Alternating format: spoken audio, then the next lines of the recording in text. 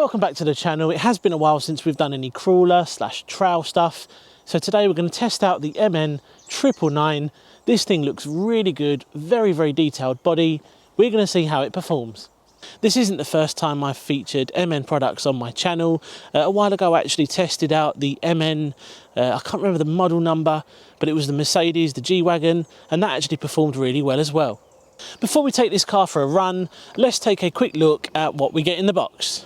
In the box you don't really get a huge amount. You do get a 4-channel transmitter which has got your usual steering trim and steering dual rate. This thing is a bit chunky, a little bit rigid. It does have a phone grip and overall not too bad. You get a 1500 mAh lithium ion battery. Finally, a USB charger, an Allen key, some mounting brackets and some hubcaps. What's really nice about this transmitter is they do actually include a rechargeable 1S battery with a USB charger. I really like this and it saves having to provide AA batteries. Let's talk a little bit about the truck itself then, because it's a decent spec. Now electronics wise, this thing is running a 2-in-1 ESC and receiver. They say it has a 550 size brush motor, but I actually think it's a 540 brush motor. And you get 3 adjustable speed settings. Now you also get a drag brake on speed settings 1 and 2, but not on 3. The truck itself comes with a metal chassis, a chassis mounted servo, multi-link suspension, lock diffs, metal drive shafts and CVDs, metal and plastic gears in the gearbox and a slipper clutch. As you would expect, you do get ball bearings throughout.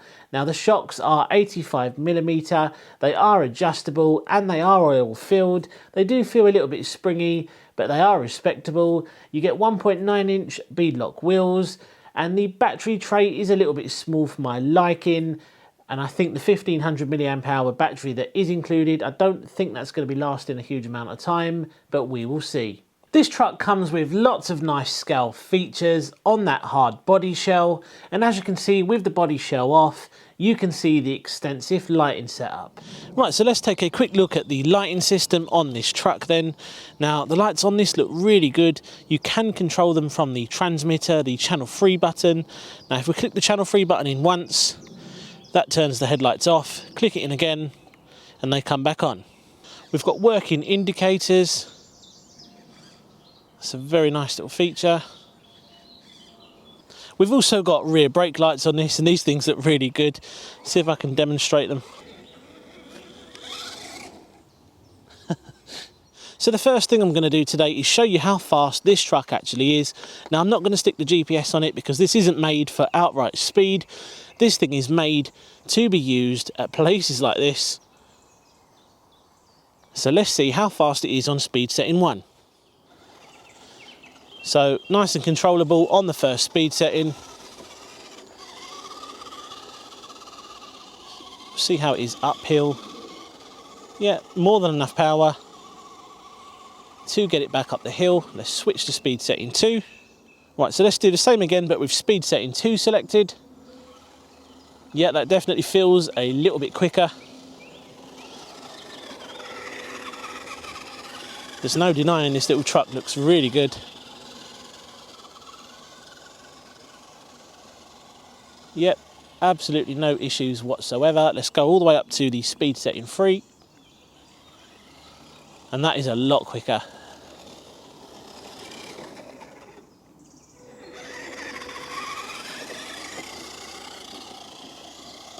Now, like I said, you don't really buy a trail truck like this to go fast, but it's nice that it does have quite a bit of power in it, especially when we're going to try and get this thing up some steep hills in a minute. Not too bad. See if we can get it up this steep hill.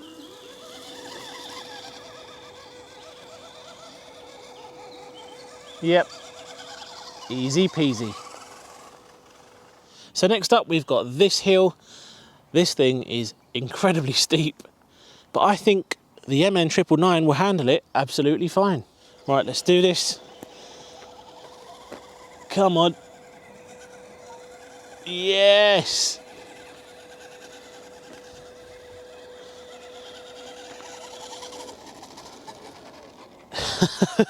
Without even breaking a sweat. This thing has got really good control. Those tyres are nice and sticky as well. Just look at that. Very impressive.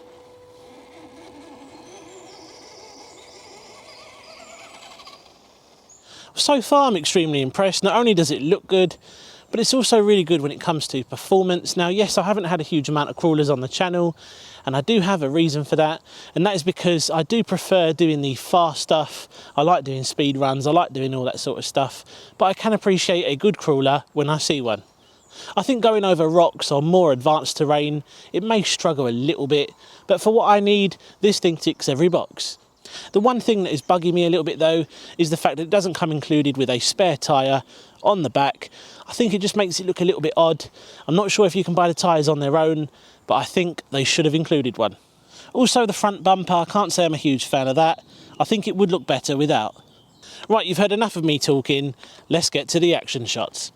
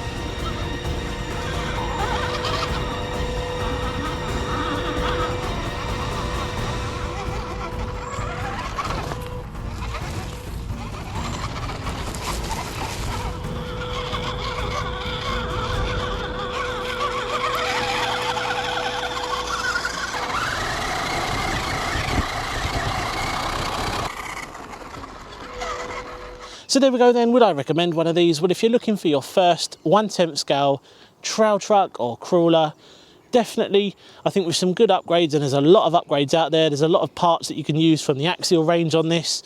I think with some upgrades, it has definitely got a lot of potential. Now, I'm no expert when it comes to crawlers or trail trucks, so if I have missed anything, then feel free to drop a comment down below. Let me know what I've missed.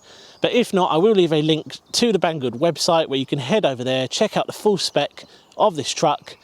But yeah, very impressive. Now, if you haven't already, be sure to subscribe to the channel. There's still a huge amount of people that watch my channel on a daily basis, but you still don't subscribe, and it's very important that you do for the growth of the channel. I would love to get to 20,000 subscribers before the end of the year, so please help me make that happen. Cheers for watching, and I'll see you again soon on the next one. Take care.